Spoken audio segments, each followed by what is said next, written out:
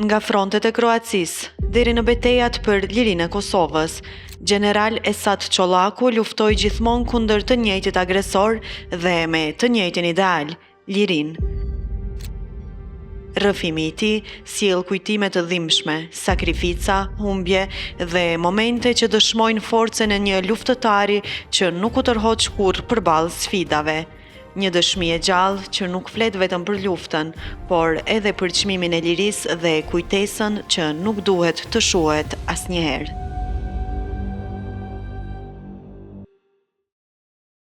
Unë jam shumë e nderuar që sot kam përballë General Esat Çollaku, një njeri që rrugtimi i tij ushtarak lidhet me një nga periudhat më të rëndësishme të historisë së Ballkanit, që nga lufta në Kroaci deri te lufta në Kosovë. General, faleminderit shumë që pranove me nda sot rrëfimin tënd me neve.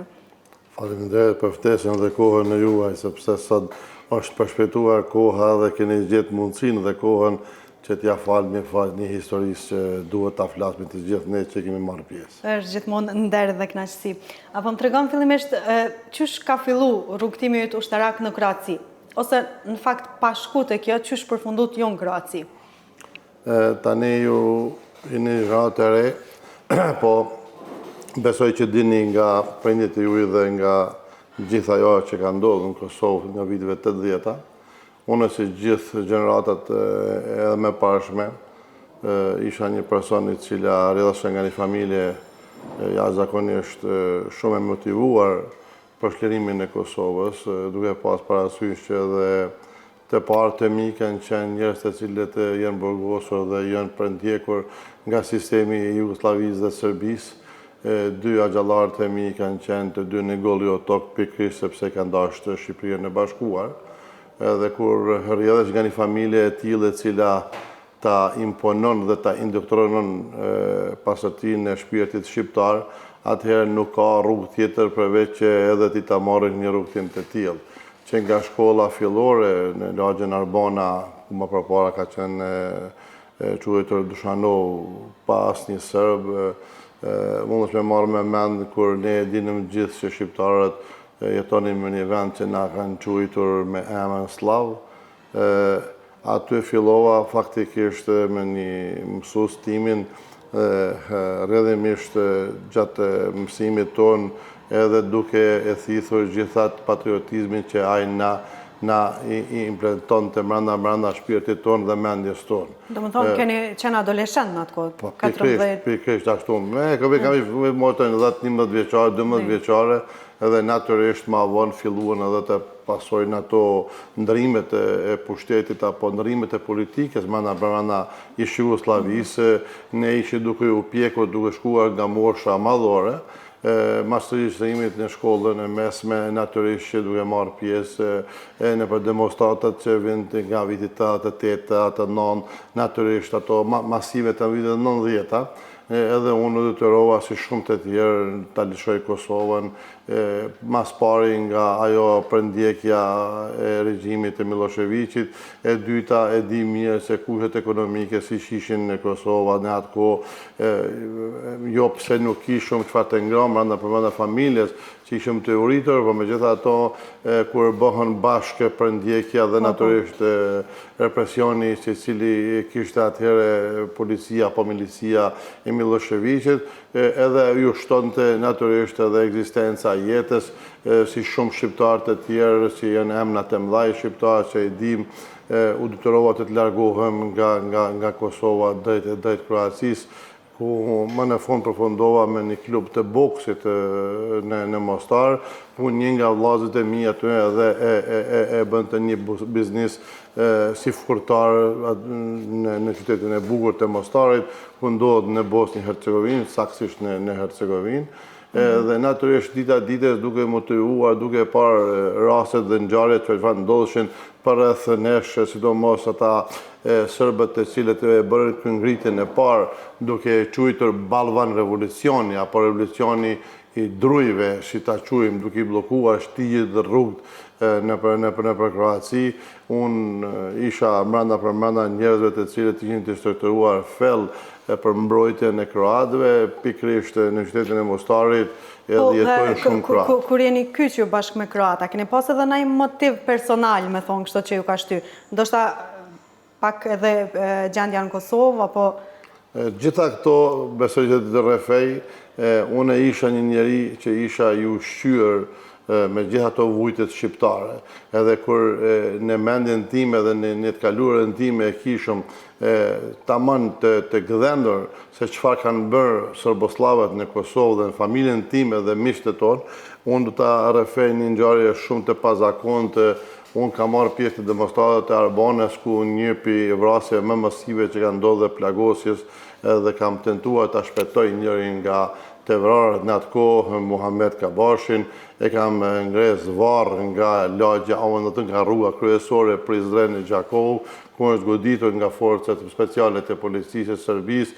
Ne bëshim protesta të paqa, të qeta, nuk kemi pas protesta të dhunës, megjithatë ata përpakisht pa emruar në asnjë formë, fillun të na godasin me pluma.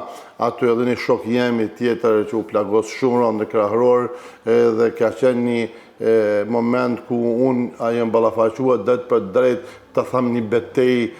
Ne e kishëm betej, sepse ne ishme betej me gur, kurse ata i kishin betejën me armë, dhe kur në mendjen e një djalit adoleshent, kur ndodhin raste të tilla, natyrisht që aty fillon edhe urrëtia shpirtërore ndaj një populli, mlefi, pa dhe mlefit edhe urrëtia. Kur bashkohen ato të dyja bashkë, atëherë njeriu më nxës që se e pret një moment të tillë siç ndodhi ajo në Kroaci. Edhe de facto de jure unë ishe shumë i përgatitur në çdo formë, edhe në formën fizike dhe në formën psiqike, edhe ardhen time në qytetin e bukur të Zagrebit, në atë kohë ku kishëm shumë njerëz të njohshëm dhe njerëz, sepse Zagrebi ka qenë edhe një pikë, edhe një adhej i dytë në shqiptarëve. Nuk është e rastishme që edhe heroi kombëtar Femir Ladrovci e Gjeva pikërisht janë burim që kanë ardhur të studiuar në qytetin e Zagrebit, dhe ata edhe nga Zagrebi edhe janë përndjekur dhe janë gjykuar dhe janë dënuar si në atë kohë që na quheshin redidenta apo nacionalizmi shqiptar apo terroristët shqiptarë, fjalët e tjera që janë përdorur ndaj neve, pothuaja që pa pas asnjë argument me këto punë. Dhe kur filloi në Kroaci faktikisht grumullimi apo njerëzve që ishin më të vetëdijshëm apo i kishin një prirje ideologjike si e kisha unë për shlerimin, edhe unë e gjeta mundësinë apo momenti im i jetës ime që të lajmërohem, dhe unë veç viteve 90 po ta paraqit dhe po ta regjistruar në Ministrinë e Punëve të Brendshme në Republikën e Kroacisë. Fillimisht e kisha një mik temin, apo të tham një kumar temin, Željko Pilipović, i cili veç ishte involvuar drejt për drejt nëpërmes HDZ-s në mbrojtjen e policëve rezervë të shtetit e kroat, edhe natyrisht unë e gjeta një moment që ata të më regjistrojnë, edhe në vitin 1991 kur fillon faktikisht bllokimi i rrugëve akseve rrugore kryesore si në Slavoni dhe gjatë Kininit, edhe kjo ishte një pjesë arsyeve edhe më të mëdha që unë ekzistoisha dita ditës që ti involvohena drejt për drejt në Ministrinë e Mbrojtjes. Nuk ishte në atë kohë, po ishte një strukturë e tillë që u çunte. Po në fillim ishte vetëm nga Ministria e Punëve të Brendshme apo MUP-i asoj kohe, mu dha pëlqimi nga njerëz të caktuar të asoj kohe, edhe që nga data 13/6 natën ikën faktikisht u kyça edhe i kreva gjitha ato kurse dhe shkollimet adekuate që kërkojshin në asoj kohë, ka qenë më shumë të angazhuar për stërvitjet tona fizike dhe natyrisht për të artet e armëve apo artet marciale. Gjitha këto shkollime u doshin të bëjnë që disa nga ato ishin edhe sekrete, po me gjitha ato kohë pas kohës edhe duke i kryer, ka njëherë duke parandaluar, edhe ai shkollim me në fund dhe përfundon ashtu që me datën 13 1991 faktikisht u bona antar i forcave speciale të policisë kroate edhe hyna brenda asoj strukture. Natyrisht ajo kohë akoma ishte një kohë e cila nuk ishte kohë e duhur për mua, sepse familja ime akoma ndodhe në Kosovë, ku strukturat e asoj kohë serboslave edhe trajtonin familjarë tonë, dhunonin familjarë tonë, edhe ne u dushëm në heshtje pa emën, mbi emën, një kohë të gjatë kam qenë me një emën të dyfisht, duke e mbrojtur familjen të emën në Kosovë, sepse disha që ata do ka mirën. Emër dyfisht, thatë. Po. Cili ka qenë emri juaj tjetër? Po, emri imi ka qenë dyfisht që edhe më vonë është edhe emri i pagzimit, ka qenë emri Kristian. Edhe unë me emrin Kristian me një kohë gjatë faktikisht edhe ashtu edhe më ka betë si pseudonim Kiki. Ju më detyruar, arsyeja kryesore ka qenë që mos të hak mirët apo mos të avuj familja im, sepse unë në atë kohë kisha vllaun dhe motën që ishin të moshës të vogël, edhe babën dhe nanën që jetonin në lagjen Arbana, në lagjen e Prizrenit, ku dhe më në fund ka rezultuar, po ajo është ketë në fund dhe vitin 99 dhe vetëmja shtëpi që është shkatruar dhe është gjujtur gjithë familja ime me gjitha pajisjet ushtarake të mjeteve të blinduara ka ndodhur pikërisht vetëm në familjen time. Ajo është një dokument që është i qartë për gjithë ata që jetojnë në lagjen Arbana edhe në rrugën që ka jetuar prindët e mi, tregojnë saktësisht se si është sulmuar vetëm familja Çollaku. Unë më marr me mend që po ta dini në vitin 1991 që unë ndodhem para forcave kroate çfarë do ndodhte prindëve të mi. Përveç jush në atë periudhë, a kanë qenë të shumët në numër shqiptarët që janë bashkangjitë luftës në Kroaci, në mbrojtjet Kroacisë?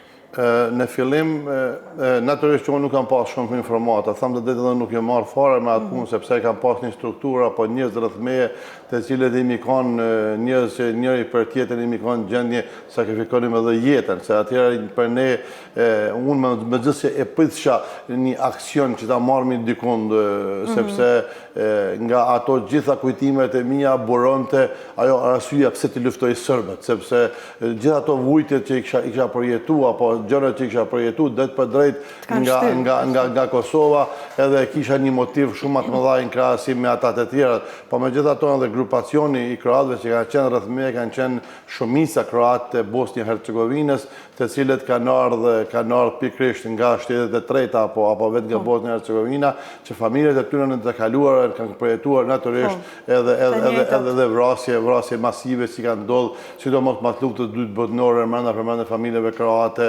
në Kroaci.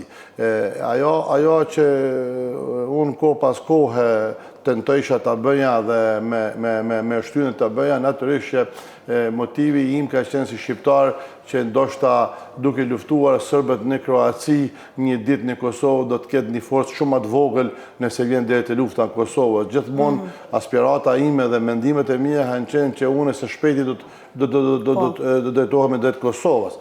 Me pyetjen e juaj ka pas shumë shqiptar, natyrisht që ka pas shumë shqiptar. Si e dini ju, edhe lufta e Kosovës, emri të bujshëm, siç ka qenë Femia dhe Gjeva, Xhelal Hajda, Toni, Bekim Berisha, Abeja, ku edhe është themeluesi i brigadës së tonë 111 Adem Jashari në Drenicë, edhe shumë të tjerë, Kadri Kastrati, e shumë të tjerë që më në fund edhe kemi treguar me të vërtetë që shumica nga ne që kemi qenë bardhë të luftës apo luftave në Kroaci, që më në fund rezultoi që edhe komandanti apo shefi i shtabit të ushtrisë shqiptare të Kosovës, General Çeku, ta merrte postin kryesor të udhëheqësisë të ushtrisë në Kosovës. Njëkohësisht ajo tregon që ne kishmi një eksperiencë, ne kishmi një mendim ndryshe të luftës në krahasim me ato që kishin bërë më parë luftëtarët gorill të Kosovës, sepse në numër kanë qenë shumë të vogël,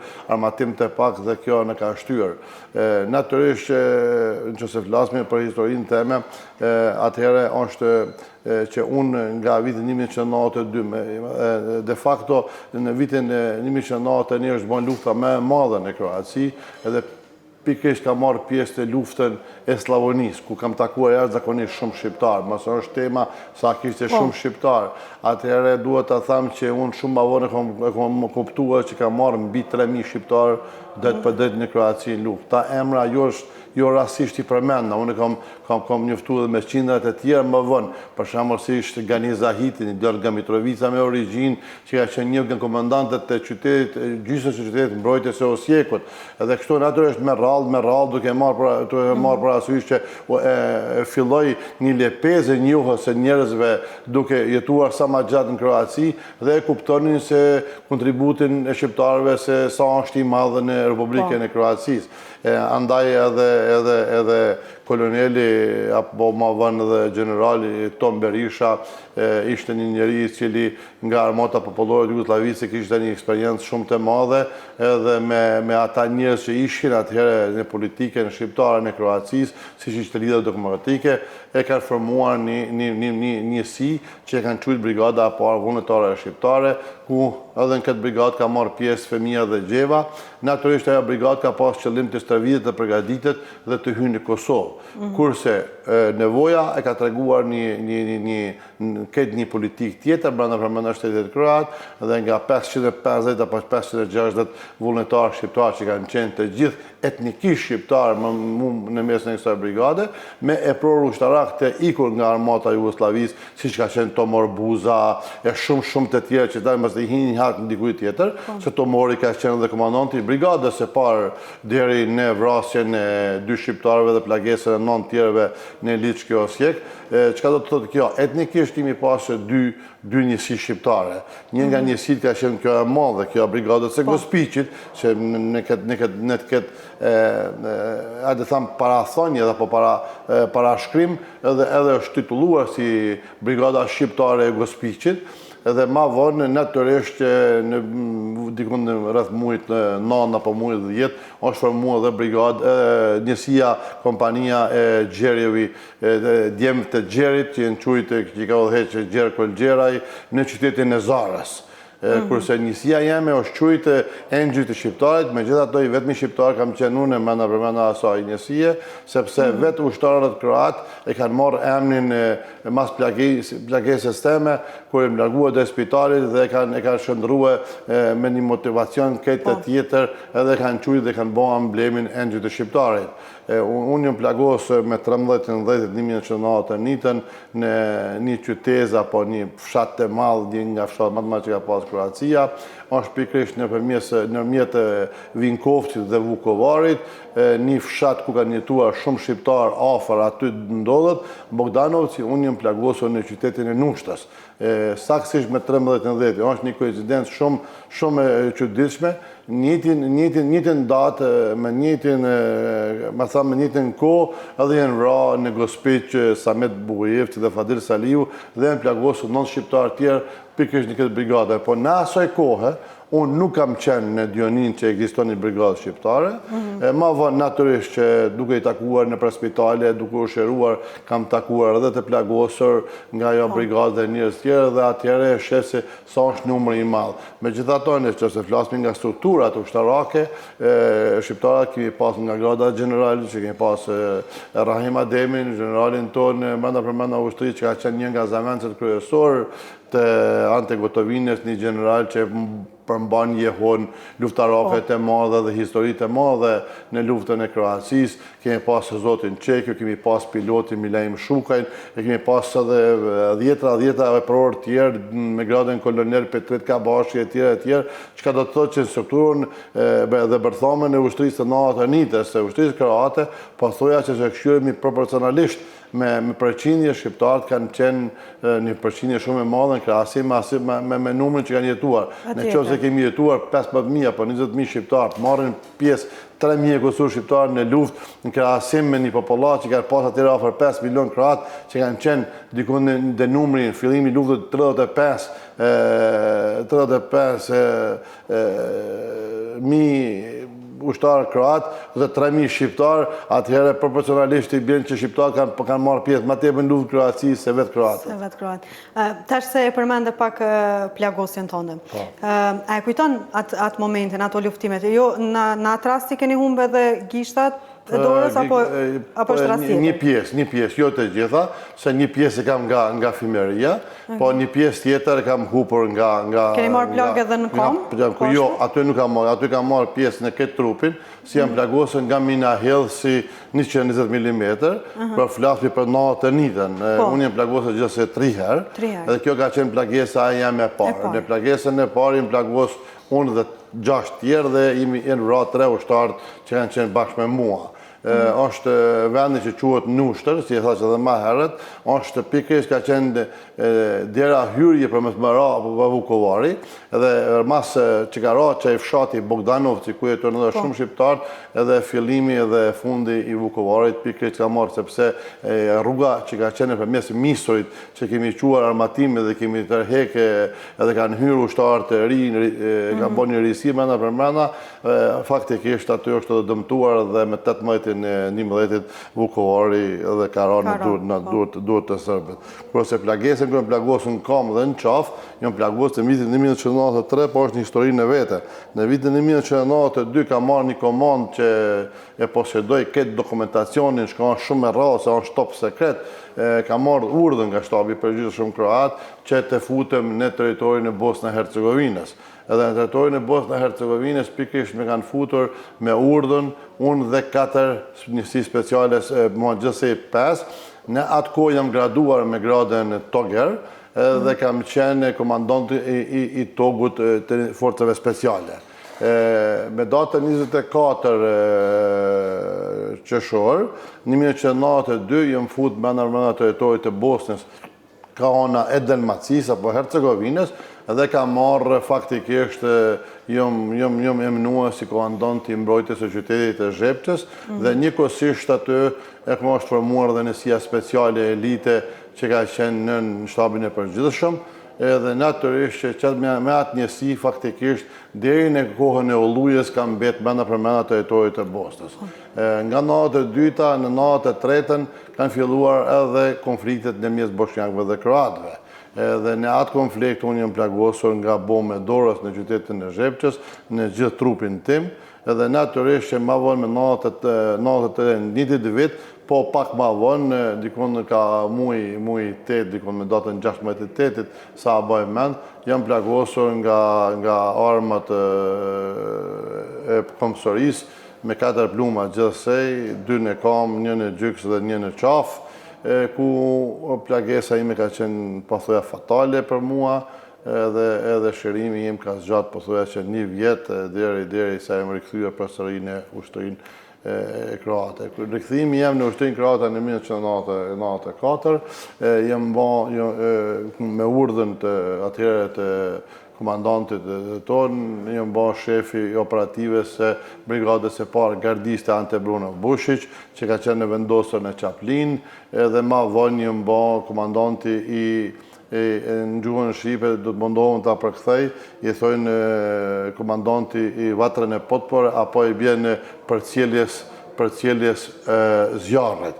Përcjellja zjarret faktikisht i bjen gjitha strukturat e strukturuara nga parashutizmi, i bjen stemperisët dhe njësit vëzhguse të asaj gjësie, dhe natyrisht jam graduar dhe me gradën kapetan i klasës parë dhe jam dekoruar me medaljen që është medalja më e madhe presidentit Tuđman, Nikola Šubić Zrinski për trimni dhe guxim. Nëse shkojmë tash te 95-ta, te betejë e Ullujës. Çka kujton për asaj? Po, para se të shkojmë te Ulluja, faktikisht neve nuk ka duf një përgatitje e madhe. Tani jemi në përgatitje apo kemi qenë të përgatitje të manifestimeve, të aksioneve që kemi përdorë në 94 të ndë 95. Për me ardhë deri te Ulluja jemi duf mi bëhe disa aksione shumë të ngjashme. Një nga ato aksione që unë posedoj edhe medaljen, është medalja që quhet Zima apo Dimi 94. Dimi 94 ka qenë vendimtar për gjithë aksionin Olluja, sepse kemi marrë kotën apo vargmalet e Dinarës për me hypë në shpinë Kninit, për me ardhë deri te përcjellja e komplet të një territorit, ndashën përgjimeve, ndashë shikimeve me sy apo me mjetet që ne kemi poseduar, mi duhet patjetër me ardhë deri atë. Dhe ma vonë natyrisht që mi ardhë të kotët e tjera para përgatitjen e territorit në Bosnjës për të ardhur nga mrapa Kninit. Ajo ka qenë aksione shumë të mëdha, sidomos aksioni Cincar dhe aksioni Vera 94 dhe Dimi 94 kanë qenë aksionet kryesore për zhvillimet më të tjeshme të Ollujës. Na gjatë asaj periudhës që për Kosovën është shumë pak e njohshme, nga qyteti i bukur i Livnës imi duft me marrë aksionet dhe kemi ndërmarrë dhe kemi shtjeruar qytetin Glamoç, Bosansko Grahovo dhe Titov Drvar. Shumë nga gjërat e moshme kujtojnë që një qytet ka pas emrin ku gjëja ka shpjetuar Tito dhe qeni i tij pasjeri Gjerman, gjëja që ka qenë si mit në librat tona që më herët që kemi mësuar.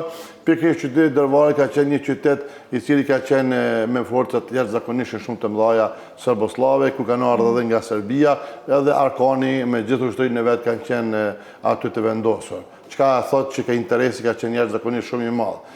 Forcat tona të HVS dhe HVO-s në koordinim të plot kemi ardhur deri te faktikisht e kemi marrë atë pozicion deri që kemi hyrë mbrapa shpinës komplet Kninit, është quhet Bosansko Grahovo, ku faktikisht kthimi total në favorin ton edhe ka ndodhur duke marrë të pjesë të territorit. Natyrisht kur kemi pa mundësinë që kemi mundësi të ndihmojmë edhe Bihaçi, sepse Bihaçi dhe Krija dhe Krahin e Cazinit atje kanë qenë pothuajse në ditët e numëruara të ndodh siç që ka ndodhur ajo me Srebrenicën.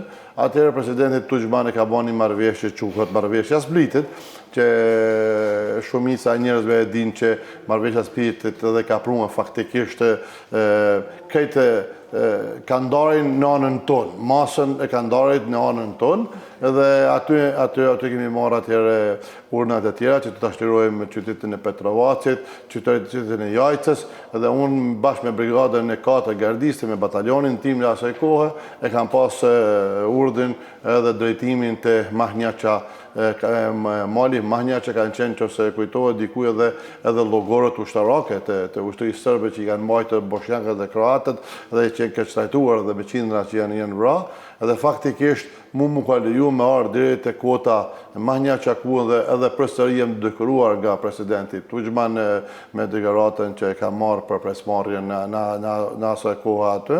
Dhe gjitha këto vërtetohen sepse ato ndodhen në arkhivën e shtetit kroat, edhe rikthimi jonë ndaj Ollujës natyrisht që tani ka marrë për masa këtë tjera, sepse e shpëtuam Bihaçin që mos të bie në duart e serbëve dhe mos të bie sigur ka ndodhur me Zheprën dhe Srebrenicën. E të një mirë se çfarë gjenocidi kanë bërë serbë atje, besoni që do ta bënin edhe 10 herë më të madh me Bihaçin, edhe forcat tona, një pjesë e forcave tona natyrisht që kemi lënë krejt në ato pozicione për të siguruar që mos të avancojnë forcat serbe. Ne në asaj kohë pak është e ditur, po dihet shumica në rasteve, shpëtimi i Banja Lukës ka ndodhur pikërisht nga një ambasador që ka qenë në Zagreb, Peter Galbraith. Peter Galbraith ka inzistuar të presidentit Tuđman që na të parandalojmë aksionet.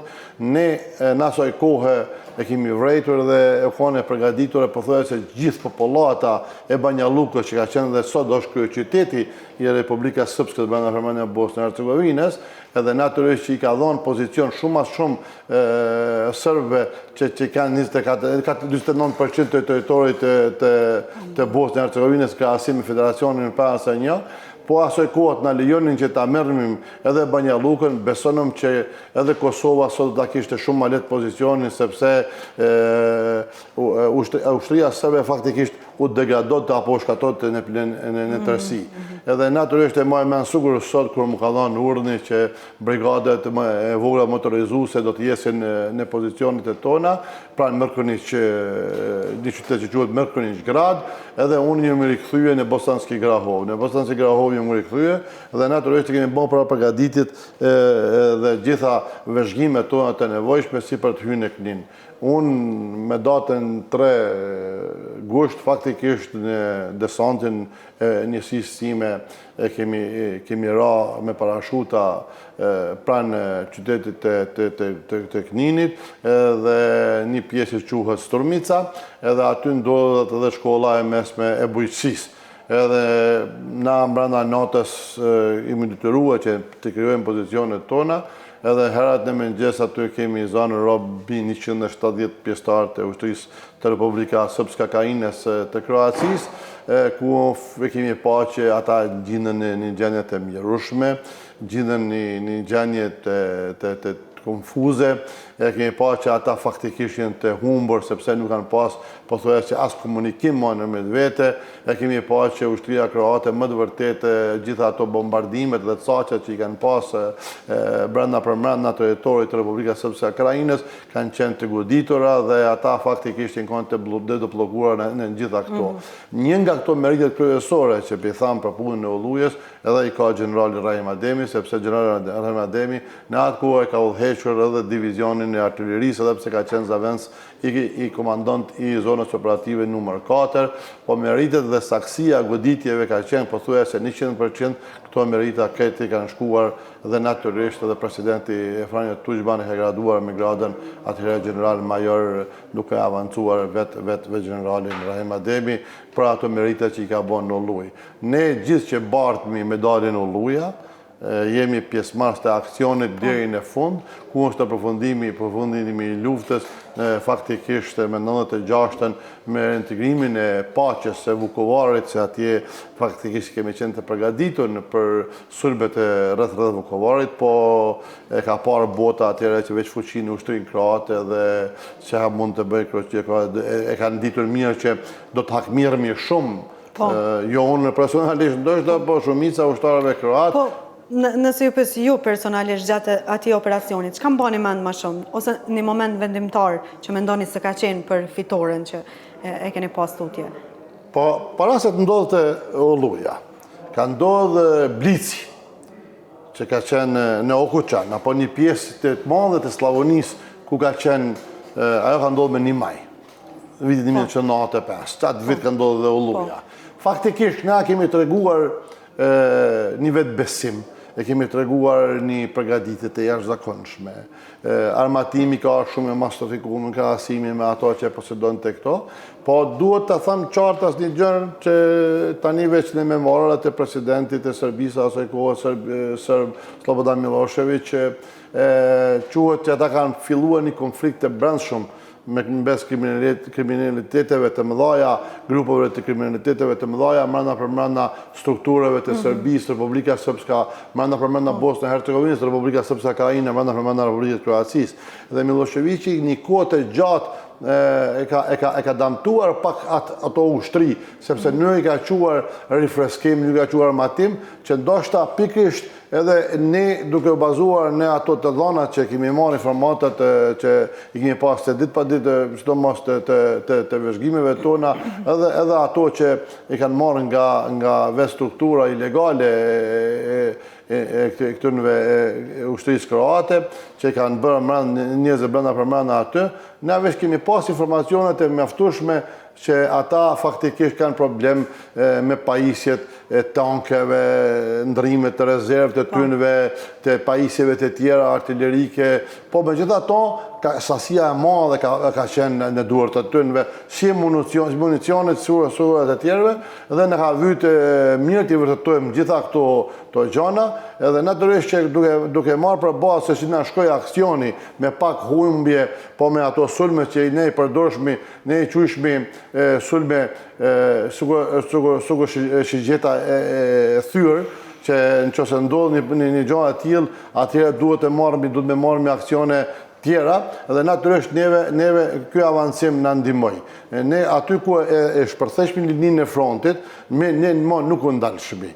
Edhe qëllimi jonë ishte që të hymë sa brenda territorit sa më shumë numër dhe ushtar. Tani mundi me marrë me mend, kur me një pozicion karikojmë tash aty e thojmë këtë zhargojnë në ton ushtarak, ndodhen 200-250 ushtarë dhe tja është përthen linin dhe me 1000 ushtarë vjen në qytetin e tij brenda 10 apo 12 kilometra në përpavit të kësaj linije të frontit. Çfarë mendon ai ushtari që lininë e frontit që e ka gruan apo fëmin apo prindit brenda aty qytet, a ne veç kemi arrit kemi hyrë në qytet. Natyrisht që detyrohet të çoj pozicionin edhe të ikë malit dhe të hidhë malive sa më shpejt ta shpejtoj dikon te vetja dhe të largohet. Edhe faktikisht kjo taktike na ka ndihmuar jashtëzakonisht. Këtë taktike e kemi përdorur edhe në Kroaci. Fatkeqësisht në një vend nuk në ka hecur mirë, edhe për atë mund kemi pas shumë viktima, shumë plagosur, shumë të vrarë. Është pikërisht ajo pjesa e Pokupës, që thonë, sidomos ajo pjesa në mjet Sisakut dhe Petrinjës, aty kemi jo që kemi dështuar, sepse është bën një betejë hatashme të dy palë kanë pas kumje të mëdha, në krahasim me këto që kemi bën në përpavit e Kninit, ku kemi ardhur brenda qytetit të Kninit, pothuajse se pa uvretur ose pa hasur në asnjë rezistencë. Rezistencë unë për vete personalisht në njësinë time nuk kam pas as plagosur as vrarë se nuk kemi hasur në rezistencë. Çorodia e brenda telekomunikacionit që kanë pas apo ndëgjueshmërisë që ka qenë e pamundur brenda ushtrisë së serbe, ajo ka qenë edhe motivi jonë më shumë më i madh sepse e kemi ndëgjuar duke na reflektuar apo duke na raportuar çdo gjë nda ndryshe në krahasim ato që ndodhin. Unë kam shërbyer deri në vitin 1998 në brigadën e parë gardiste Antepron e Bushit të HVO-s, ku natyrisht dhe këtu atëherë është kthesa e më e madhe e jetës sime, faktikisht ajo tragedia që ndodhi në familjen e Jasharajve, mu më ka shtyr që më njëherë të marr masa, të marr komunikim me Zagrebin apo me udhëheqëtorin shqiptar në Zagreb, dhe faktikisht 98 ka qenë një kthesë e madhe për mua. Shërimin tem shpirtëror e kam gjetur pikërisht faktikisht duke menduar dhe apo duke kërkuar se të gjaj sa më shpejt si të vijë në Shqipëri dhe të futëm në Kosovë. Do me thonë, momentin që ju vendosni veç me u kyç në ÇK, riktheheni në Kosovë direkt, apo merr një pjesë më herët në organizimet? Jo, unë do të jam si sinqer, shumë pak ju marr me organizim, po thoya se fare. Kam qenë e pror me thënë karriere brenda HVO-s, edhe natyrisht që marr në mënyrën profesionale me punën time. Po na mundësit i kam kërkuar vazhdimisht si të futem në Kosovë, me njerëz që kanë pas kontakte ditë pas dite, me njerëz që kanë pas kontakte me Zvicrën, po megjithatë unë nuk jam lëshuar në ato komunikime deri në vrasjen e familjes apo në masakrën e familjes Jashari dhe vrasjen e komandantit legjendar Adem Jashari. Këtu ka qenë kthesa kryesore ime. Me ardhen në shtëpinë time, duhet të kallëzoj një histori shumë pak më të shkurtër. Ka qenë një gazetë që quhet Globus në Kroaci. Gjenerat e mosh për e dinë shumë se ka qenë edhe në kohën e Jugosllavisë. Dhe ata këshin arrit me ardhë deri në Prekaz, dikun para vitit 3 të 98-ës, me 97-ën. Edhe këshin bërë disa fotografi, edhe këshin bërë intervist me Hamz Jasharin. Dhe gazeta e parë që më ra në dorë, duke i parë në 7 faqe, e moj mend për thuja që çdo fotografi dhe çdo insert apo çdo shkrim të asaj gazete. Gazeta ka qenë mujore ajo gazetë, dhe ka qenë gazetë investiguese. Dhe kishin bërë një investigim të jashtëzakonshëm mbi dhunën e serbëve dhe policisë dhe represionit të aparatit të Slobodan Miloševićit, që nga koha e JNA-s, vrasja e ushtarëve edhe sjellja kufumave tyre në Kosovë. Natyrisht që ata e qunin një revolucion i vogël i disa individëve në krye me Adem Jashari. Po ajo që mu më ka dhonë përshtypjet e jashtëzakonshme, njerin kër e shikon në shikim të parë dhe paragjykon.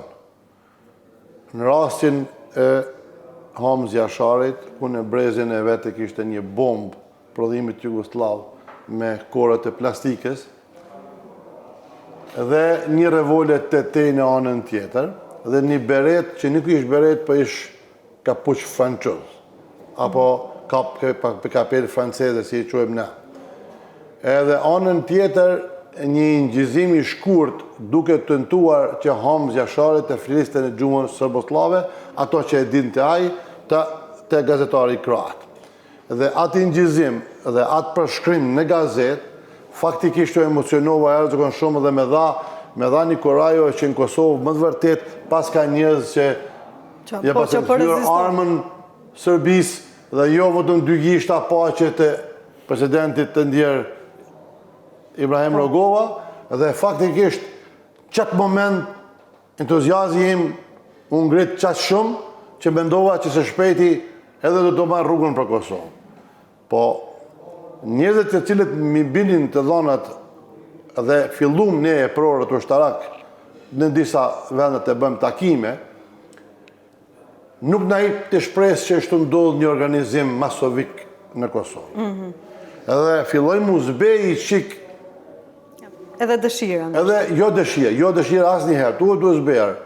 Po anën tjetër, apet e kishmi dikun këtu dyshimin që do të na thirrë së shpejti dikush që të nafton që ne, sidomos ne që kishmi provoj lufte.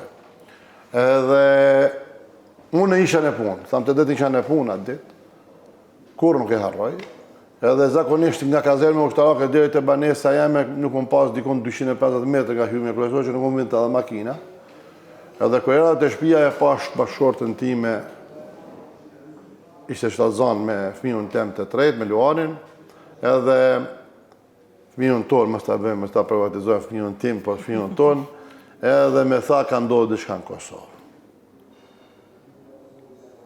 Edhe gjatë, më zë që e pritshma lajmet e 18:30 kanë qenë, kom pas satelitin, në mes të vëshës së Shqipënisë, RTK-ja na prezenton të ngjarjet në Kosovë dhe ato që ndodhen, edhe faktikisht une burimi i parë imi ishte ajo nga ato lajmet 15-20 minutë që ishin në të vëshë. U të merova, thëmë të drejtë. U të merova sepse nuk kish informacion tjetër. Edhe aty filloj unë kam ngulësi dhe takova një person që quhet Mensur Gjergjizi. Mensur Gjergjizi ishte atëherë kryetar i bashkësive shqiptare në Kroaci, apo i bashkësisë shqiptare në Zagreb. Edhe me tha, eja, këto nuk mujnë në mes telefonit, sa pa të filluar atë telefonat satelitore mobilet, në asaj kohë, edhe ishte një kosto e madhe se kostojshën, pa me gjithë ato, për ato punë atëherë nuk i shikojshmi farte kostet tona. Edhe mora ma te për informacione, e thirri një person që unë për mua atëherë ishte faktikisht anonim,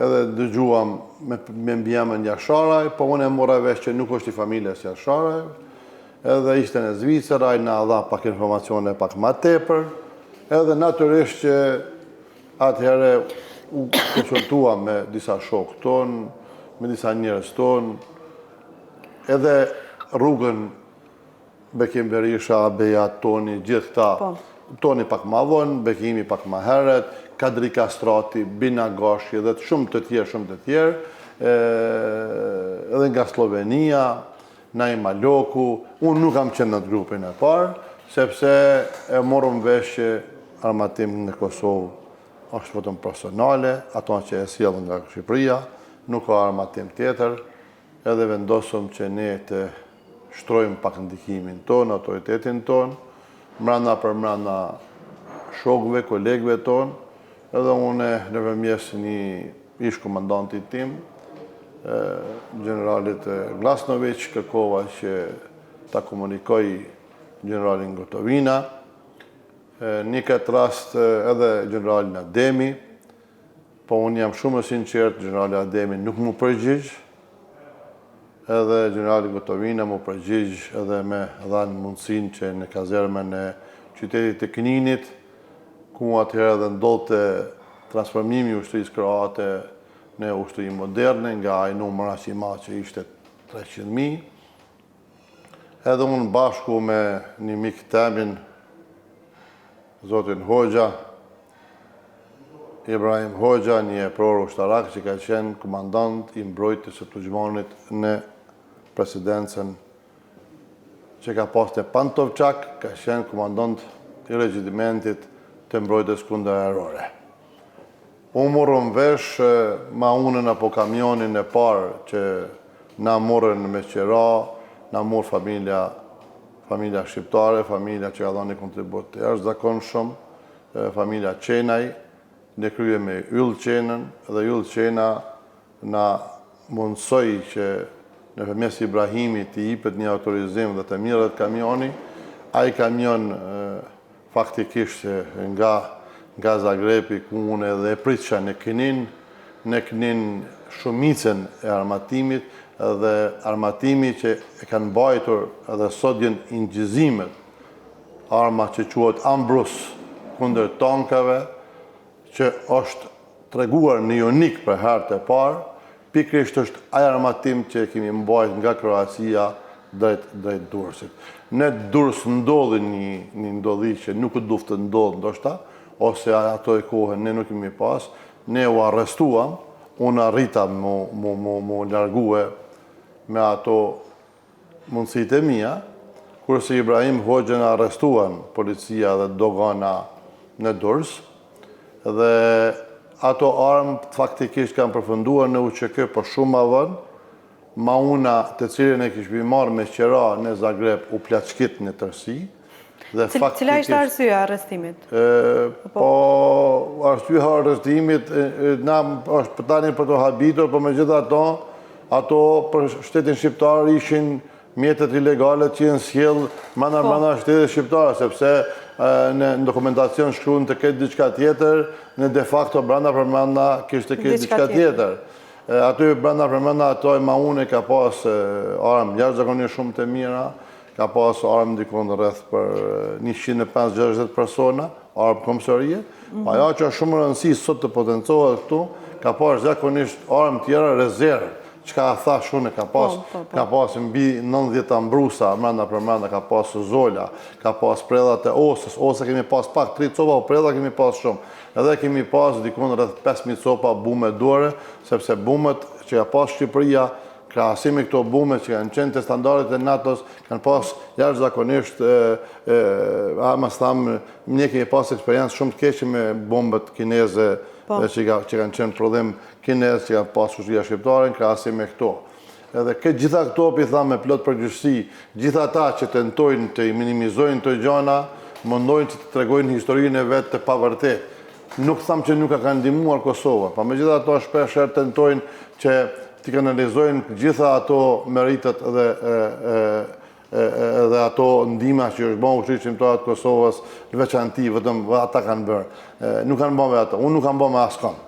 Thamë drejtën, kur flasmi tash tani, nga kjo perspektivë mund të ngrisë dikon tjetër, nuk mund të ngrisë atë vetën, sepse e di gjithat vujtje që kemi projektuar dhe Ibrahimi, largimi mas pari në portin e Shqibenikut, po aty në hek blomba, pa atëherë blerja e një doganjeri tjetër në Split për mëna qitë blomë, se pa blomë nuk mëshme me hynë Itali, nga Split ju dushë të largomi për Ankon, në Ankon nuk duftën të lujtëm rolin që ma una nuk ka bateri, ka ik bateria, nuk mundë më largu, se të ishin karabinjerët apo guardat e financa, në largoshin ma unën jashtë dhe të kontrollonin, atëherë bishmin burg dhe unë dhe Ibrahimi të dytë pikresht në Itali, dhe nuk mëshme të vinim në Kosovë fare të mëshme pjesë në luft. Gjitha to peripeti që kanë ndodhur, as kërkush nuk i ka bërë këto vujtje, dhe andaj sot e kam për obligim që të tregoj vetëm një realitet që çfarë ka ndodhur.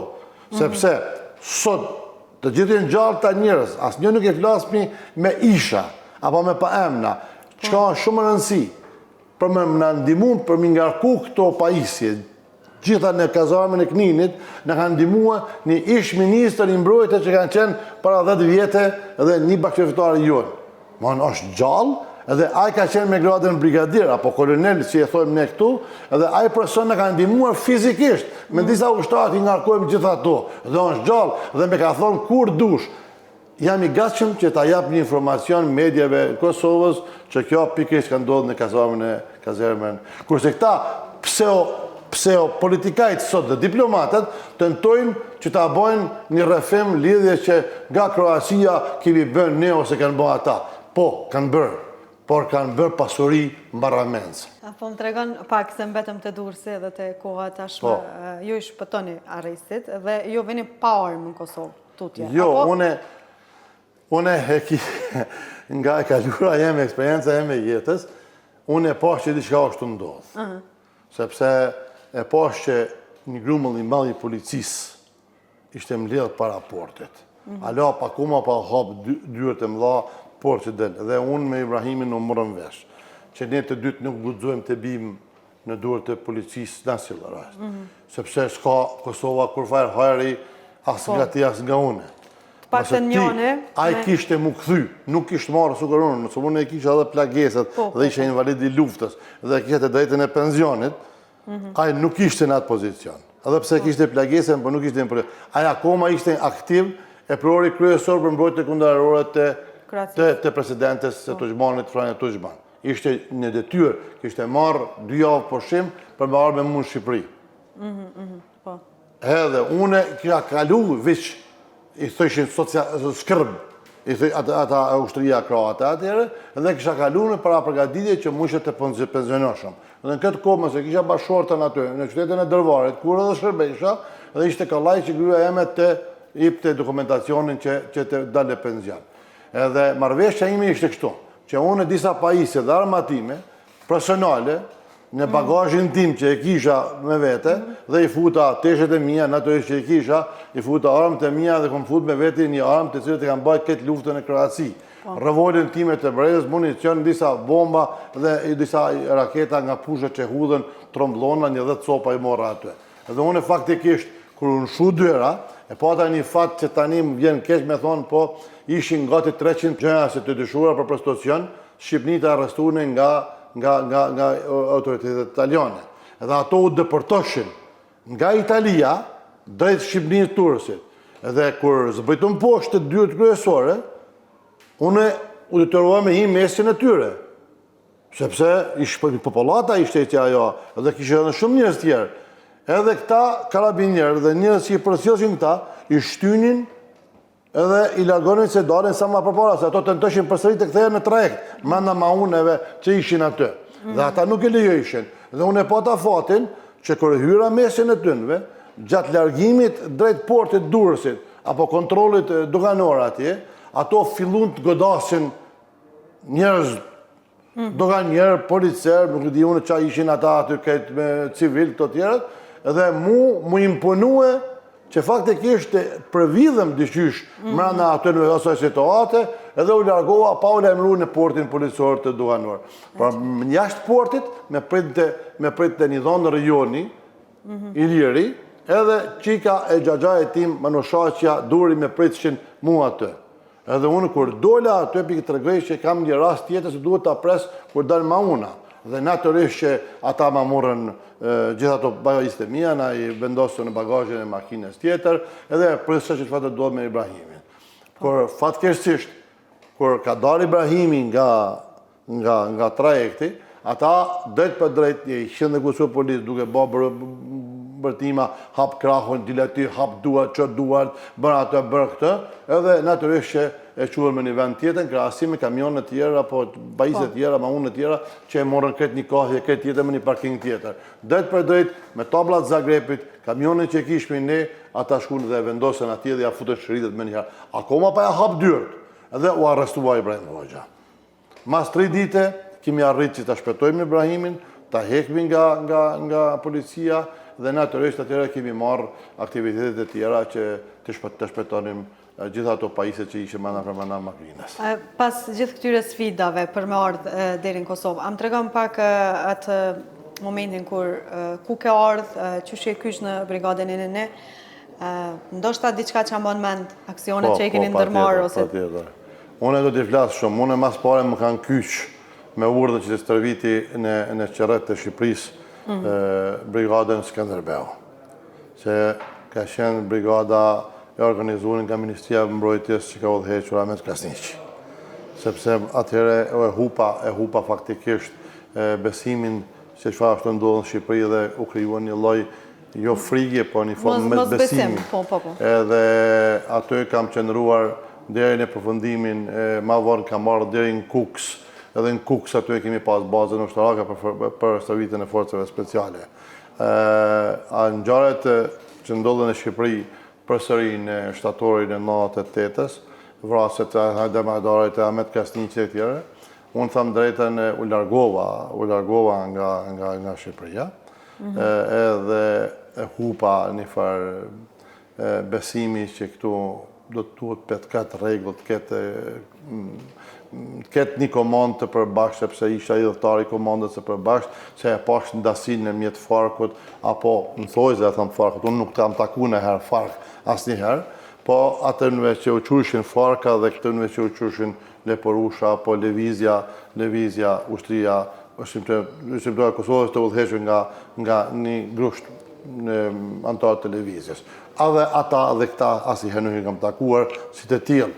Edhe natyrisht që mas këtyre peripetive që ndodhen unë u tërhoqja për Kroaci, u ktheva për mrapa, po tham të drejtën mas 3 apo 4 dite nuk mujt të pranojsha atë realitet, edhe përsëri e kontaktova njerëz se dusha të fuqja vetëm në Kosovë. Nuk më intereson të fare Shqipëria, dhe pa ta thënë e miqve dhe dashamirëve tonë, nuk është turp për tonë, më hanë kam kontaktue antarët të shtabit përgjithshëm, si Kadrien, Sylen, njerëz se dusha të kontaktoja, edhe i kam thënë vetëm me një fjalë. Po me majtet në Shqipëri më tepër se 72 orë, do të kthehem për Kroaci dhe nuk asnjë. Edhe natyrisht që gjitha ato lëvizjet e mia ndodhi 7 ditë po me një besim të madh, edhe natyrisht që e morëm rrugën drejt Tetovës, edhe prej Tetovës, pastaj për malet e Sharrit, Kaçanikut, Ferizajit, duke ardhur për Kosovë me një grup të madh. Unë kom hinë Kosovë me Kadrien, me Hashimin, edhe në disa eprorë tjerë, tani mos t'i përmend jam, se nuk ka dhe rëndësi hyrja jonë, edhe na u vendosa mas pare me vendosën në zonën e Pashtrikut, në shtabin nr. 2, shtabin e përgjithshëm, aty ku unë nuk e doja atë pozicion, nuk e doja atë punë, dhe mëna një 10 dite apo 15 dite, u revoltova jashtëzakonisht shumë dhe i thashë një qoftë se nuk me dërgoni me një brigadë, me një njësi, me një që kam pas një marrëveshje, unë do të kthehem për Maqedoni dhe të largohuna për Kroaci, sepse nuk u marrë të më najtë në shtab përgjithshëm të kërkuj jasë në zyre, sepse nuk ka koha zyreve, është koha luftës, dhe atëherë mu dha një urdhën pak i çuditshëm për kohën që ishte, që do të largohem për Dreniz, do vjen duke shto merë kohën në një kohë pacaktume. Kush të mori? Unë nuk e moj mend në atë kohë kush më ka marë, po e di kush më ka prit. Kush të prite? Më ka prit indjeri Shaban Shala. Shaban Shala më ka prit, edhe natyrisht që kom priti Shaban Shala, po Shaban Shala veç ishte ftyrë publike, veç ishte person në emër i njohshëm, edhe natyrisht që një natë apo 2 natë, nuk kujtoha za, kishme najtë në pozicionet plumi, aty ku ata edhe ishin, edhe me thanë që sa të binë kontakt me Sylen, do të më largojnë dhe të Syles. Suleman Selimi, atëra ishte edhe komandanti i zonës e Drenicës, edhe natyrisht që une kisha pritjet e mëdha, se sa ma shpejt të mbrinë në betejt, mbrinë në front, qëllimi imi ishte fronti. Në realitet qëllimi imi ishte fronti. Edhe erdha me një shtëpi aty, unë harroj sot dhe shpeshherë jemi duke e përmendur, ai ti nuk i kujtohet, po mu më kujtohet shumë mirë, sepse me një provojë ushtarake e bëra një skenim të Suleman Selimit dhe me pëlqejsi person, me pëlqejsi lutetar, po poshtë kish pas çarapat bardhë të veshën. Do në shumë zakonisht na që dathme në shtëpi, edhe një farloj mëngjesi ishte në soj kohë aty, edhe zakonisht nuk kam paragjykime, po mendova vetë me veten i thash, zot Runa ushtar me çarapat bardhë.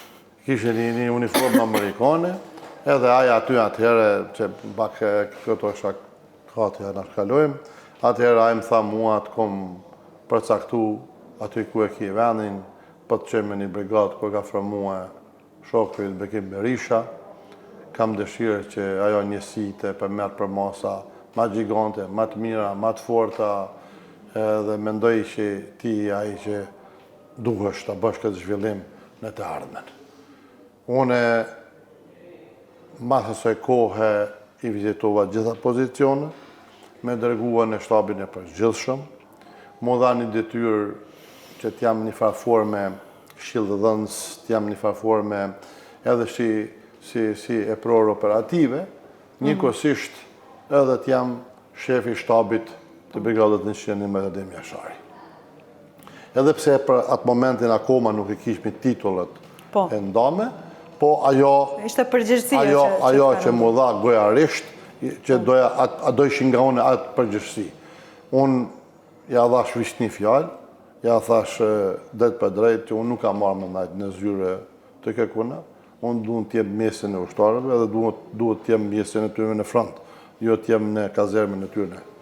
Edhe përsëri Shabani merë morë, me sollin e shtabin ku ishte brigada 111, ku ishte i pozicionuar komandanti Ajher Demaku, edhe isha pa detyrë. De facto de juro, akoma isha pa detyrë, edhe filloja që gradualisht t'i merrja kompetencet më në nevojë, ato ishin që t'i tregoja si zhvillohet një betejë, si bëhet një mobilizim, si bëhet një përgatitje për një sulm, si bëhet një përgatitje për mbrojtje, çfarë do të thotë kjo armë, çfarë do të thotë kjo armë. Shumica tyre akoma nuk e kishin njërinë e armëve. Ajo që sot më kujtohet shumë mirë, e kishi vish një prellë kundër tankëse që vendoset në rrugë kryesore. E kishme qëllimit të parandalonë në një tankë që vinte në gjuhën të shpesh herë në pozicionet poshtë, edhe qatë tankë kishme qëllimit të shkatronim.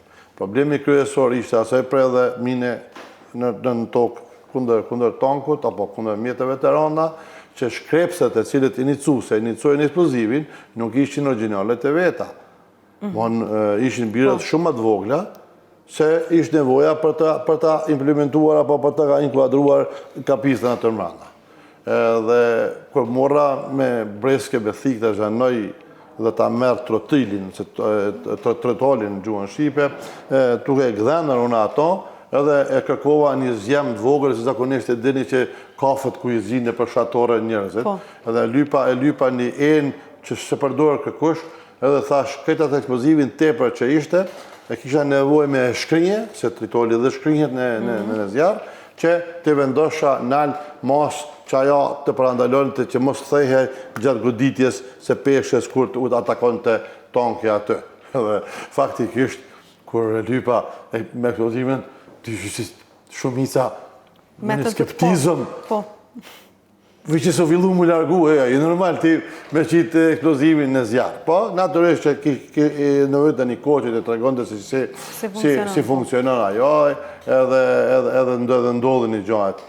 Në tillë, naturisht që mas kohë edhe ranë në qatë minën që ishte për neve, se ishte neve një gjahë shumë e madhe, për moralin të rikëthejmë, mëse shumica e asterë asoj kohë mas ofanzive shtatorit, natë e tetën, edhe e plasoshin në media, po gjdo kundi që kjoja u shpartalua, që kjoja nuk eksiston, që kjoja e morë për masa të këshia negative, ku dihet mirë që ndoshta progresi më i madh, apo rikthimi i ushtrisë shqiptare të Kosovës të vetë populli, ishte ai shtektimi që e bani Brigada 111, nëse kujtohet edhe sot shumë herë ku bëhat si lloj reklamave ku Morizi, Indjeri dhe Shkupi, komandanti ishin dy prerës, dy eprorët e brigadës gjatë atij ngjizimi ku me gjithë ato pajisje ushtarake e morën një horën tjetër. Ka njëherë është momentumi shumë më rëndësi se 100 beteja. Edhe ato momentet tona tani kur filluan përsëri duke u marrë drejt për drejt me ushtarë, ndërtimi i kazermës që ishte nga e para për ushtarët, pra përgatitjet fizike që ishin për ushtarët, që ishin bën gjithë ata njerëz u dushin një farforme të përmblidhen dhe të kallëzonin frutin e vet, se ishin djemtë më të mirë të Kosovës. besonëm, brigada 111 nuk ka pas djalë të keq, nuk ka pas djalë që ku të kam në kuptimin moral, nuk ka pas djalë që nuk e kanë paramendu që të binë sukur dëshmorë edhe të qëndrojnë pranë Adem-Jasharit. Ne kemi edhe vetë një fjalë që kur hudhëm në betej nuk e pres femia, nuk e pres ndoj mrekulli, po e pres që unë do të bi dëshmorën këtë betej dhe fluturoj sukur zona e maleve. Edhe kjo me ka dhënë një shtyrje të jashtëzakonshme shumë të madhe se çfarë ta djemt ndin, ta djemt që janë pas ka 17-18 vjet, 19 vjet, 20 vjet, shumica aty kanë qenë studenta, edhe ato studenta shumë të mirë, edhe si kanë arritë të rikthehen nga gjitha vitet shqiptare të vinë në Drenis dhe të tregojnë atë modestinë e vet apo të tregojnë atë shpirtin luftarak. Edhe de facto de jure nuk e ka marrë emrin kot. Edhe pra atë punin kanë të bitë mirë, nuk duhet të minimizoj zonat e tjera.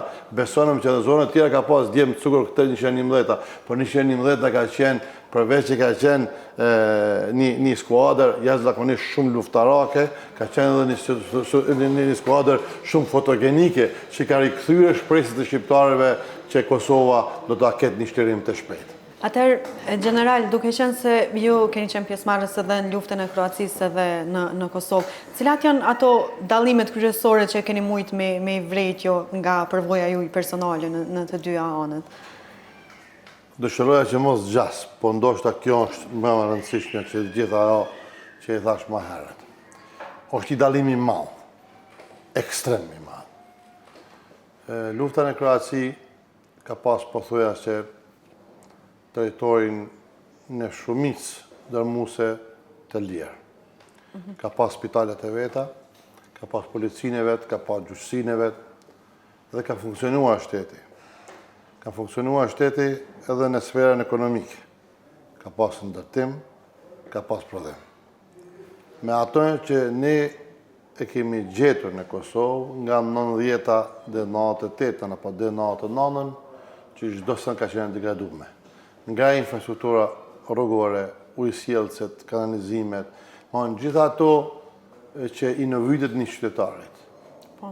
Është një dallim i madh. Po ajo që këtë këto i bjen ajo pesha e madhe që ka pasur ushtria shqiptare e Kosovës. Një ushtri që ka dalë nga një grysht njerëzish. Një ushtri që ka marrë për masa mobilizuese me ramjen e komandantit ligjëtar Adem-Jasharit dhe familjes së tij. Një ushtri i cila ka bajt me magar dhe kuaj armatim dhe municion. Një ushtri i cila nuk ka pas asnjë infrastrukturë përveç një pjesë të popullit, një pjesë, e thamë për përgjithësi. Aja pjesë ka qenë ndoshta 20%. Ndoshta. Edhe kjo përqindje është shumë e madhe ka njëherë. Po megjithatë, ne mburmi dhe krenohemi me diasporën.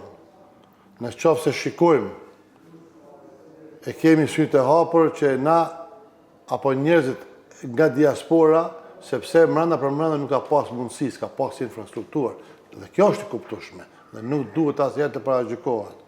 Ushtria shqiptare e Kosovës e ka tregu një udhëheqësi që pa kompromis mund ta them dhe pa dialog. Një udhëheqësi që ka treguar mençurinë më të madhe të vete për mundësitë e veta. Një shtab i përgjithshëm apo një udhëheqësi e cila në vete e ka një doktrinë që quhet ushtri. Ushtria është doktrinë e cila mund të flasësh me qindra mijë orë, që s'ka kufizim.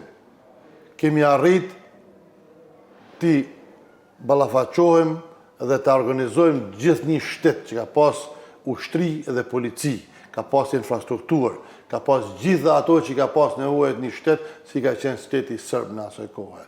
Në krahasim që ne kemi pas doktor me të numëruar me një dorë, ortoped, kirurg apo të tjerë. Mos harroni që doktorët tonë në malet kanë bërë çmos.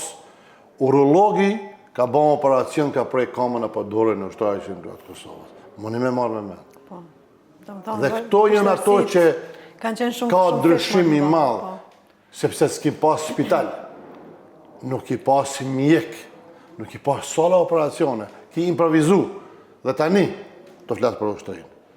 Improvizimi i ushtrisë dhe njerëz që kanë udhëheqë Ushtrinë Shqiptare të Kosovës. Nuk ka qenë improvizim 24 orësh, por ka qenë improvizim çdo një ore, sepse ka pas nevojë të improvizosh çdo sen. Sepse gjitha ato senet e nevojshme kanë qenë në mungesë, nga çizmja, nga çarapi, nga pantollat, nga teshet e barcët e luftës, nga gjitha ato. Ne nuk mi pas pajisje kupët zim për 10, 20, 30, 100 ushtarë. Në kanë bërë nënët tonë, në kanë bërë prindit tonë, në kanë bërë njerëzit tonë. Dhe kjo është i dalim abstrakt në krahasim me ato që kanë bërë shtetet e tjera dhe mbrojtjet e tjera. Ne jemi fenomen. Në fenomenin e Ushtrisë Shqiptare të Kosovës duhet të jepet doktoratura. Se një grusht ushtara të Ushtrisë të Kosovës, një grusht trimash, djem, që nuk ka trem syni për gjitha asaj infrastrukture, atë gjitha ati aparate që ka pas shteti sërb. Ka dalë për balë një armikut që ka qenë i treti apo i pesti, nuk është më rëndësi tani, apo i shtati në Evropë. Shumë ma i përgatitur, po. Një armate që ka pas gjitha strukturët, me akademi, me nën-oficer, me oficer, me polici, me armatim, me prodhim të armatimit, edhe gjitha ato magazina të trashëguara nga armata popullore e Jugosllavisë, gjitha i municion, gjitha i bombardim. Edhe një grush ushtarë që të Kosovës, sot ne e gëzojmë nga ai grushti, lirinë dhe gjithë një ju që e prekmi. Muni me marrë me mend një shqiptar ku ka arë para vitit 98, apo para vitit 99, nga shtetet që kemi për rreth në Kosovë. Çfarë ndjenjë ka qenë? Apartheid. Apartheidi 10 herë më e keq se Afriku të Jugut. Besonëm që nuk ka pas apartheid më të rrezikshëm, në bërthom, në vete, që e ka bëhe Akademia e Shkencave Sërbe kundër shqiptarëve. Dhe ato jo pak. Po çka mu me dhamë sot kur e shoh ata ushtarë të Shqipërisë në Kosovë, ato varreze ku t'i vizitoj, ato familje ku t'i vizitoj, që i kanë dhënë gjitha, pak ju e dini, po unë kam po, unë një djalë që jem rrit me një familje prizrenase, apo hasiane në Prizren, që jam lind në Prizren. Dhe kur i kom po, gjitha ata njerëz të aq vobek në Drenicë, kuptimin ekonomik. Dhe kur i kom po, që çka në gjendje ato familje, mi dhënë gjitha pajisjet, gjitha gjanat e vogla elementare që i kanë pas për Ushtrinë Shqiptare të Kosovës, pa shka shumë rëndësi. Kanë dhënë me ka 10 djem një familje, 2-3 vllazën i kanë humbë, ka 4-5 djem në luftë, i kanë humbë ka 4-5 tjerë. Le pasonin, që pasonin edhe nuk e kanë pasur. Edhe ajo tregon pse burimi kryengritjes pikërisht është Drenica. Pse burimi dhe celulja e Ushtrisë Shqiptare të Kosovës dhe temeli është Drenica. Po nuk është e rastishme që sot na në prekaz e kemi Elterin, e kemi Romën, e kemi Çabën, Mekën, Medinën, çka të dush, ta thush, faktikisht e ki temelin bazik të shtetit të Kosovës modern. Edhe valë na shumë shpejt për i harojmë gjitha ato vujtit të ushtarë shqiptare. Pa ushtarë shqiptare është burim jetik që sot ne e gëzojmë lërinë. Po unë ka shpesh kur i ndëgjoj njerëz që nuk ja dojnë mirën të Kosovës. Njerëz që nuk e kanë dashur mirën të Kosovës asnjëherë. Edhe që e përmendin gjëra që mos u paskon Amerika, mos u paskon NATO. Asnjëherë NATO dhe Amerika nuk kishte pëlqen këtu po mos të Ushtrisë Shqiptare të Kosovës. Po ushtari më i thjeshtë Ushtrisë Shqiptare të Kosovës e ka trajtuar dhe e ka pruar që një shtet sikur Amerika apo shtetet e tjera të fuqisë së madhe ta binë një vendim që të bombardohet Serbia. Muni me marrë me mend. Çfarë gjenocidi ka bën Serbia dhe serbët në Bosnjë Hercegovinë dhe nuk ka pas bombardim të Çaçeve dhe ushtrisë serbe. Saktë. Edhe si ka mundësi që dhe vjen një ushtri, kush e punon, pse nuk erdhën në 96, pse nuk erdhën në 95, pse nuk erdhën në 94, në 97, ku ka pas masakra në Kosovë të vogla, sporadike. Po pikërisht organizimi i këtyre djemve më të mira që ka pas sa herë kombi shqiptar. Sot ne kemi universitetet, ne kemi shtetin, ne kemi sot policinë, ne kemi sot ushtrinë, ne kemi qeverinë. Këtë qeveri e cila është, e jo një është, e votuar nga populli. Sa don dikush, sa nuk e don, nuk ka rëndësi. Ne kemi shtetin, ne kemi kushtetutë, preambullin e kushtetutës e kemi. Kemi parlamentin, kemi presidenten. Kush e soli këto? E soli ndoj politike paqës? Jo. E soli ndoj traktat? Jo. Pikrisht Ushtëria, ajo që ka dalë nga vullneti i popullit, ata pak ushtarë që në besonëm, ka asim kërë i shisha ushtarë tonë, edhe pse kemi qenë më të përgatitur, në betejën më të famshme që mund të quhet betejë Taman, një betejë që ka ndodhur mesin e Dërnicës në Obri, ku a vra edhe Gjevati, ku janë vra edhe shumë të tjerë, dhe janë plagos shumë të tjerë. Ne nuk kemi bën luftë frontale, ne kemi bën luftë në për dhoma, në për oborre. Edhe duke pas krisma dhe thirrje, ala ka Adem Jashara.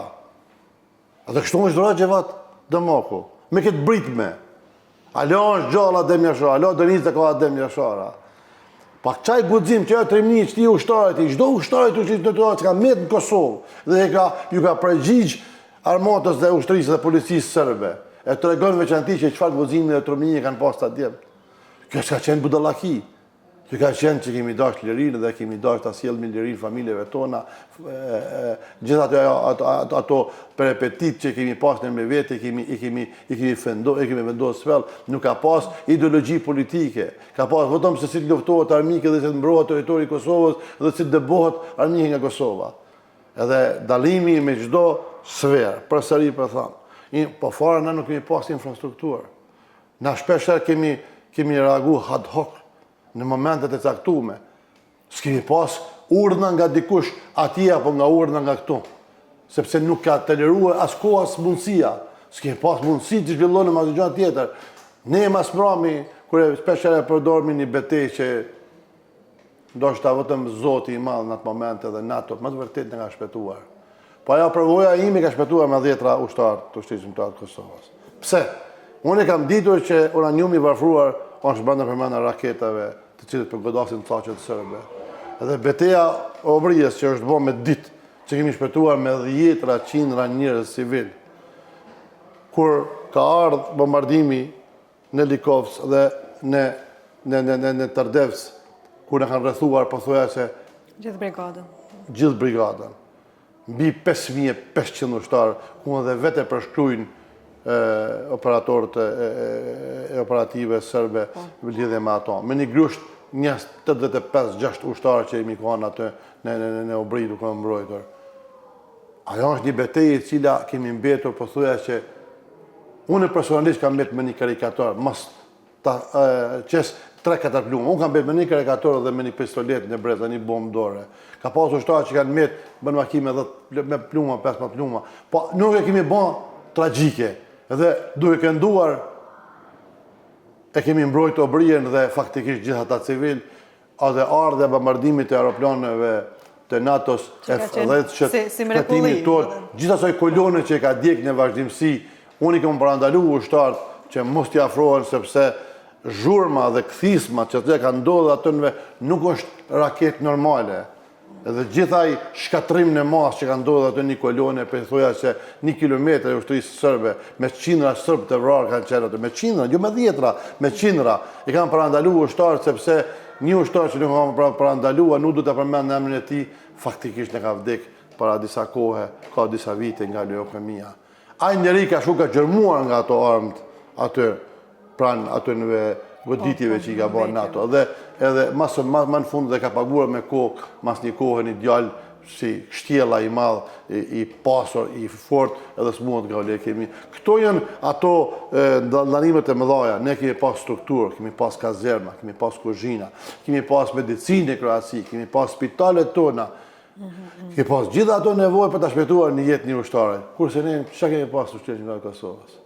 I kam ndihmuar, kam asistuar, asistent kam qenë një doktorët për më prej një ushtarit kamët në mbjeshtë të Berishës. Po ai besoj që do ta sheh këtë ngjizim dhe do më lajmërohet, se më ka lajmëruar me qindra herë.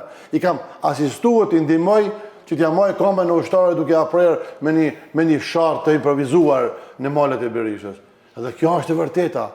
Edhe sot mohohet pikrisht nga ata që këtë kohën e kanë mohuar të cilën e Kosovës dhe mohojnë çfarë varush që këja, kush e kanë që këja, mos u paskon NATO. NATO mos u paskon. Faleminderit NATO-s, jemi falënderues, po ushtari ka punuar. Ushtria shqiptare e Kosovës i ka punuar NATO këtu. Mos ishte ajo besonim që NATO asnjëherë nuk ndërhynte. Për me përmbyll, dashta prejosh një mesazh për trind, për ata që nuk kanë marrë pjesë në për luftra, që nuk kanë shumë edhe informacion çka ka ndodhur, Qa kishet me ju thonë? Unë, mas pari, duhet falenderoj juve dhe stafit tuaj. Duhet të falenderoj ides, qëllimit që e ke marrë, që të nëndëgjosh ata që kemi lanë familjet, i kemi lanë karrieret, i kemi lanë pasonin, i kemi lanë shtëpinë, se s'kemi pas pasonin, i kemi lanë shtëpinë për me sjell pak shpresë për të ardhmen e familjeve tonë shqiptare në Kosovë.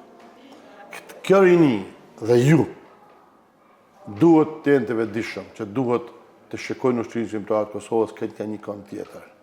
Sepse ai që don të dëmtoj me qëllim historinë të parave të vetë dhe të ushtarit shqiptar të Kosovës, nuk do ta ketë të ardhmen e mirë dhe do t'i përsëritet jo në formën ndoshta sulmit serb, gjenocidit serb, po do të jetë një krim nga brenda, do ta kesh përdorur një politikë të ardhmen.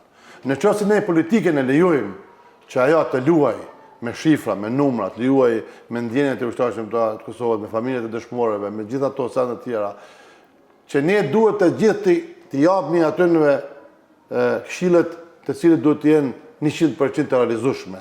Sot Kosova nuk e ka alo agjendën për mbrojtjen e momenteve historike, si varrezeve të dëshmorëve, si gjitha atyre pikave strategjike të ushtrisë shqiptare të Kosovës. Ne akoma nuk e kemi një lapidar të përbashkët për gjitha viktimet. Ne akoma nuk e kemi një objekt dokumentar ku mund të grumbullohen gjitha dokumentet nga sulmi në Likoshan deri në përfundimin e luftës së Kosovës. Ne nuk kemi akoma as një muzej ku i përfaqëson të gjitha viktimet e vujtura edhe të përndjekura, të dhënuara, të pushkatuara, të vrara, të degraduara, të burgosur. Lutem, ato, unë kam qenë, do të përfundoj, kam qenë në New York me ftesën e kryebashkiakut të New Yorkut dhe kam vizituar kullat binjake. Por ta shikosh me atë histori tani, që është e prekur e neve, që nuk ka qenë luftë, se çfarë monumenti kanë ndërtuar aty me gjithë policëve dhe zjarfikëve që kanë shkuar për të shpëtuar jeta dhe ngritja atyve atë nivelin shtetëror kaq të madh në krahasim me ushtarin shqiptar të Kosovës që është vrarë dhe ka vdekur dhe është vorrosur me një mal me 20 cm dhe duhet të jetë turp për neve që jemi gjallë. Ne duhet të përkrahemi historinë tonë, sepse kjo histori është vetëm një histori mas Skënderbeut që ka sjellë lirinë popullit shqiptar. Nuk ka Skënderbeu më të madh modern se Adem Jashari. Dhe kaq duhet të them që rinia jonë hapni syt dhe mos t'ju shesin demagogji të rreme. Po mos ishte ushtria shqiptare të Kosovës, sot akoma do të ishmi në apartheidin serb. General, po të falenderoj shumë që pranove me nda sot rrëfimin tënd me neve. Për mua është gjithmonë nder, i dëgjoj me shumë respekt dhe përkulem para secilit pjesëtar të ushtrisë lirimtare të Kosovës për gjithë kontributin që kanë dhënë për lirinë që ne e gëzojmë sot.